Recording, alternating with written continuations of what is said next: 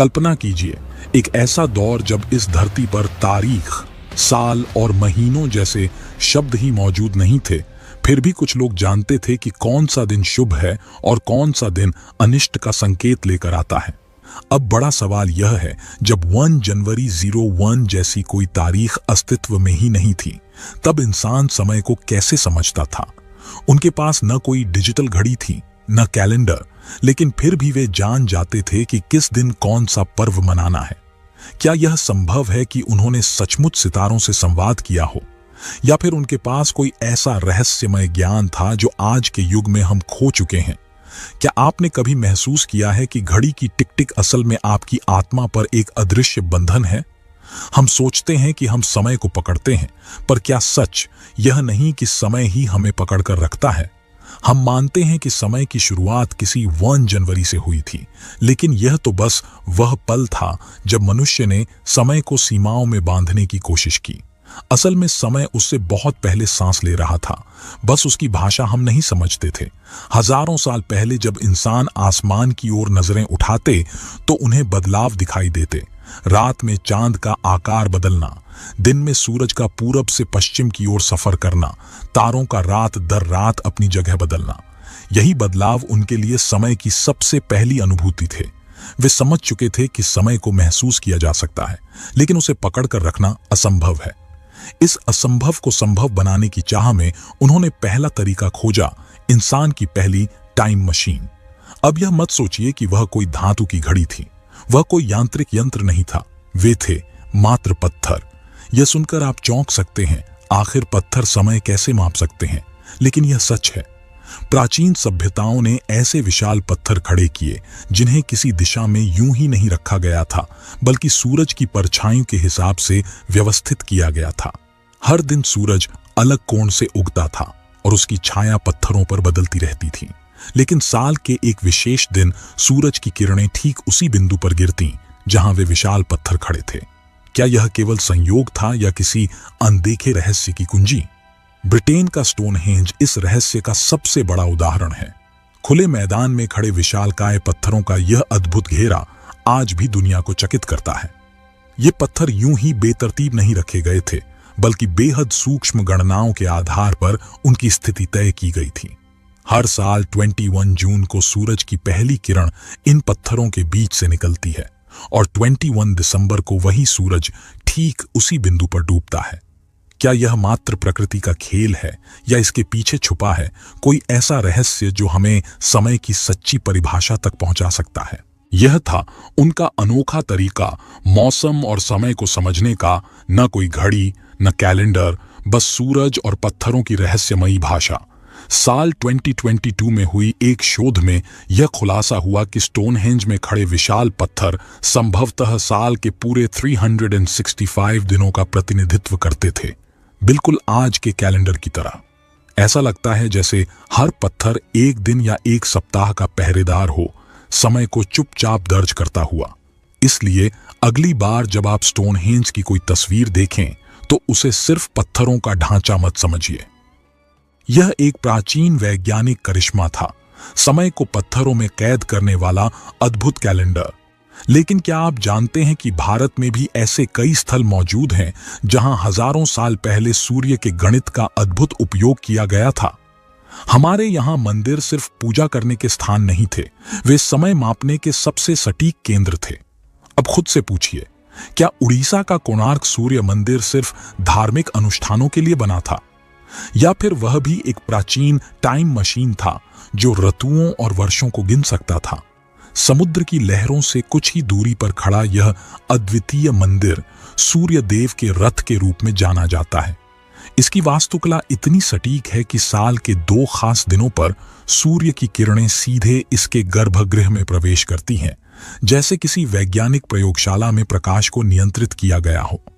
सूर्य देव के इस पत्थर के रथ में 12 विशाल पहिए, 7 घोड़े और एक ऐसा रहस्य है जो सदियों से दुनिया को आकर्षित करता रहा है।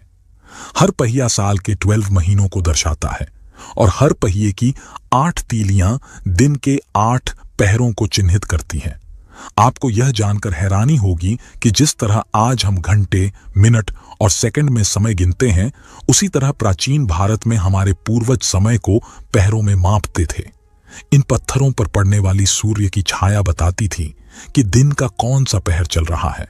सोचिए, जब दुनिया को घड़ी बनाने का विचार भी नहीं आया था, तब हमारे पूर्वज पत्थरों और सूरज की मदद से समय पढ़ रहे थे। यह सिर्फ कला नहीं थी, यह अद्भुत विज्ञान था, हमारी ही धरती पर जन्मी टाइम इंजीनियरिंग। अब कल्पना कीजिए कि आप 5000 साल पहले के किसी कबीले का हिस्सा हैं। आपको बताया गया है कि जैसे ही सूर्य की परछाई तीसरे पत्थर को छू लेगी, नई ऋतु की शुरुआत होगी। कोई घड़ी नहीं, कोई मोबाइल अलर्ट नहीं, बस एक परछाई और उसी पर आपकी पूरी सभ्यता का भविष्य निर्भर करता है। सवाल यह उठता है कि क्या पत्थर उस समय सच में समय की भाषा बोलते थे? और अगर हां, तो क्या वह भाषा आज भी जीवित है, या हम मशीनों पर इतना निर्भर हो गए हैं कि उस ज्ञान को हमेशा के लिए खो चुके हैं? जब प्राचीन मानव ने पहली बार आकाश की ओर नजरें उठाईं, उसने पाया कि एक और चीज रोज बदलती है, चांद। हर रात चांद का अलग रूप होता, कभी पतली सी रेखा, कभी गोल चमकता गोला, और फिर धीरे धीरे लुप्त हो जाता। यह सिर्फ सौंदर्य नहीं था, यह समय का सबसे पहला संकेत था। हजारों साल पहले जब न तारीखें थीं, न घड़ियां, तब इंसानों ने चांद को समय मापने का साधन बना लिया। अमावस्या से पूर्णिमा और फिर पूर्णिमा से अमावस्या तक का 29 दिनों का चक्र, यही बना दुनिया का सबसे पहला कैलेंडर, जिसे हम आज लूनर कैलेंडर कहते हैं। भारत की पंचांग प्रणाली में तिथि और पक्ष जैसी गूढ़ अवधारणाएं चंद्रमा की गति से जुड़ी थीं। ये कैलेंडर केवल समय गिनने का साधन नहीं था, बल्कि सामाजिक, धार्मिक और कृषि जीवन की धड़कन बन चुका था। त्योहार, व्रत, विवाह, सब कुछ चंद्रमा की स्थिति के अनुसार ही तय होते थे। लेकिन चांद के साथ साथ एक और खगोलीय शक्ति समय को माप रही थी, सूर्य।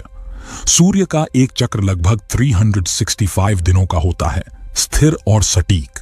यही कारण था कि मिस्र और रोमन सभ्यताओं ने सूर्य आधारित कैलेंडर को अपनाया। अब सोचने वाली बात यह है कि एक ओर चांद था जो 29 दिनों में अपना चक्र पूरा करता था, और दूसरी ओर सूर्य, जिसे ऋतुओं के पूरे चक्र को तय करने में 365 दिन लगते थे। ऐसे में कौन सा कैलेंडर अधिक प्राकृतिक था? भारत ने इस दुविधा का अद्भुत समाधान निकाला। उन्होंने चंद्र और सौर दोनों को मिलाकर एक संतुलित कैलेंडर रचा, जिसे लूनिसौर कैलेंडर कहा गया। इस प्रणाली में हर 32 और आधे महीने में एक अतिरिक्त महीना जोड़ा जाता, जिसे अधिमास कहा जाता है, ताकि चंद्र वर्ष और सौर वर्ष एक दूसरे के साथ संतुलन में रह सकें। प्राचीन विद्वान यह सब समझने के लिए गहन खगोलीय गणनाओं का प्रयोग करते थे। आज भले ही वैश्विक व्यापार और तकनीक के लिए सूर्य पर आधारित कैलेंडर की आवश्यकता हो, लेकिन हमारी आत्मा अब भी चंद्रमा की ओर झुकी है। इसी कारण होली, दीपावली जैसे त्योहार अब भी चंद्र तिथियों के अनुसार ही मनाए जाते हैं। जब पश्चिमी सभ्यताएं साल, महीने और तारीखों की उलझन में थीं, तब भारत के ऐरशी समय को युगों के विशाल चक्र में माप रहे थे।